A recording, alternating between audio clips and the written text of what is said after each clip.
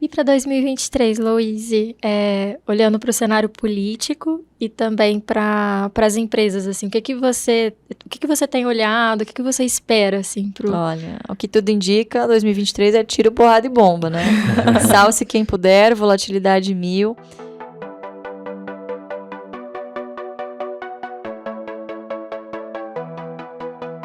Eu acho que, com certeza, né, a renda fixa vai estar muito atrativa. Isso não só para pessoa física. Então, a gente conversa muito também com o escritório de assessoria, né? Como a gente lida muito com pessoa física, os escritórios de assessoria são sempre a ponta que a gente está sempre muito ligado, quais são as estratégias, enfim, das mesas.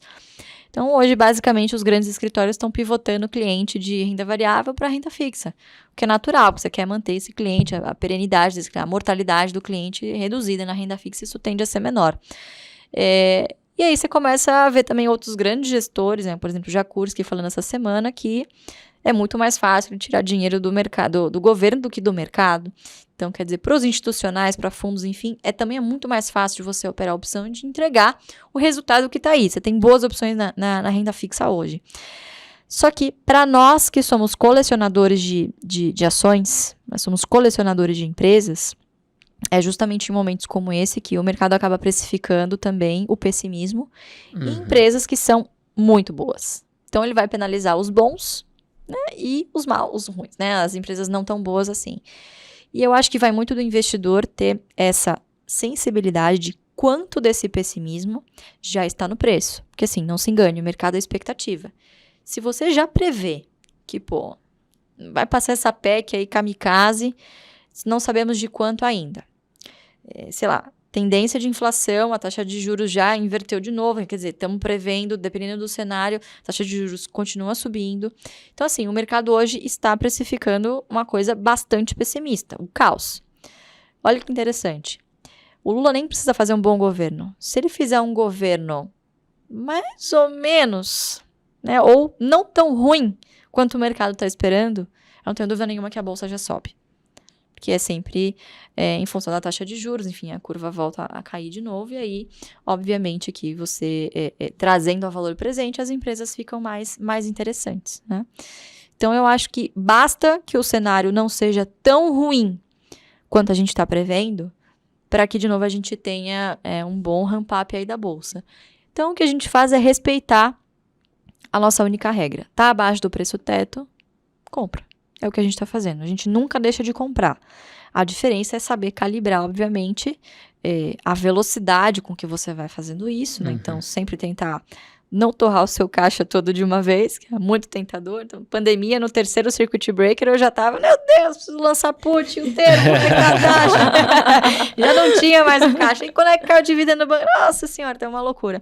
Então, você saber fazer essa dosagem do seu caixa, né, esse manejo também vai ser muito importante, mas quem investe em ações, não deixar de comprar, não desistir. A gente já está vendo excelentes oportunidades, né? Então, você vê aí, bancos, né? O pessoal tava com uma expectativa, taxa de juros sobe, banco lucra pra caramba. O que aconteceu foi justamente o contrário, né? Você tem um efeito, primeiro, de provisão. O Bradesco teve uma queda aí recente de, sei lá, a pior queda desde 98, alguma coisa assim, tava lendo em alguma matéria. E você fala, cara, será que tá tão ruim assim? Ou isso é o excesso de pessimismo falando mais alto e fazendo preço? Se esse for o caso, tem que comprar, é uma boa oportunidade. Só que aí, obviamente, você tem que saber que você está abrindo mão de uma rentabilidade pré-fixada hoje para ter o potencial de você multiplicar isso muitas outras vezes daqui 3, 4, 5 anos. Então, se você não tiver esse perfil, e você estiver satisfeito com uma taxa pré-fixada de 13%, 14%, o caminho natural, e acho que a grande maioria dos brasileiros se encaixam aí, vai para a renda fixa. E aí as ações, né, como diria Warren Buffett, voltam para as mãos dos seus verdadeiros donos, né? E é o que a gente vai continuar fazendo. Né? Acredito que agora comprando com mais intensidade do que a gente fez ao longo desse ano aqui. Eu penso que o mercado muitas vezes está ou super otimista ou super pessimista. E esses são os momentos que abrem essas janelas de oportunidade, né? Então, tá super interessante renda fixa, mas também tá muito interessante o mercado de ações. Pois é. A diferença é que a renda fixa vence. Exatamente. E quando vencer, provavelmente você já vai ter perdido o tempo, porque as ações, principalmente de boas empresas, não tem vencimento, né? Por que não ter os dois, né? Geralmente a gente quer ter 100% numa ponta e aí vender no pico e aí, pum, aí vou para a máxima oportunidade. Nem sempre isso é possível, né? Então, se você tem, de novo, uma caixinha do curto e médio prazo, para a sua reserva de oportunidade, reserva de emergência, excelente, né? Você vai rentabilizar bastante esse seu caixa. Se você tem algum objetivo de médio prazo, por exemplo, quero construir uma casa, começar a construir uma casa daqui a 3 anos, quero fazer um intercâmbio, tenho o planejamento de casar. Se você tem algum planejamento, algum objetivo a ser cumprido numa janela de 3 a 5 anos, eu tenho esse recurso já tem um destino definido, não pensaria 2 vezes. Vai para a renda fixa e seja feliz. Agora, se você tem aquele dinheirinho que sempre sobra, você larga na poupança, você contribui ali religiosamente com aquele fundo de previdência vagabundo, que daqui 10 anos não vai te render nada, faça isso na bolsa. Eu não tenho dúvida nenhuma que dinheiro de longo prazo na bolsa é o maior potencial, é o exponencial de você multiplicar o seu capital. Mas, de novo, nem todo mundo tem, para nem todo mundo sobra também, né? Nem todo mundo chega na caixinha, na terceira caixinha, que é a caixinha do longo prazo. Então, para quem conseguir chegar na segunda, mantém ali na renda fixa e tá tudo bem, né? Paciência. Eu acho que também tem um ponto de que as pessoas falam, putz, mas quando é que eu vou ter o retorno? E você não tem essa previsibilidade com ações. Exato. É diferente da renda fixa, que é mais atrativo. Pô, o vencimento daqui a tanto tempo, a taxa que você vai receber é essa, ponto. Sim. Só que a pessoa também não está pensando em quanto vai estar a inflação. Exato. Não tem esses outros pontos que acaba pensando também, né? Exatamente. É complicado. Vocês conhecem o experimento do marshmallow? Eu adoro finanças comportamentais, né? Explica muito mais o investidor do que as pessoas imaginam. O comportamento, ele às vezes fala muito mais alto do que a racionalidade, na maioria das vezes.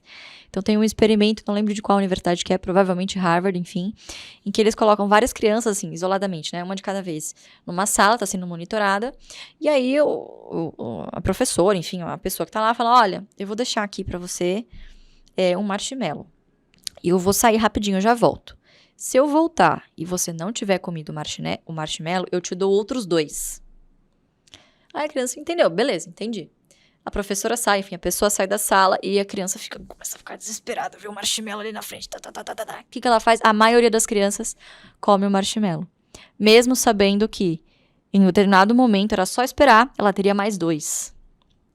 Então, explica muito do comportamento do investidor, né? Às vezes as pessoas preferem melhor um pássaro na mão do que 2 voando. É muito a filosofia, né, de investimento brasileiro. Então, para que eu vou correr risco se eu tenho aqui uma taxa de juros de 13,75? Se eu já tenho agora aqui essa taxa. Eu já tenho agora. Para que eu vou botar isso a perder? Né? Isso é fruto, obviamente, de anos e anos de ciclo de taxa de juros lá estruturalmente alta, né?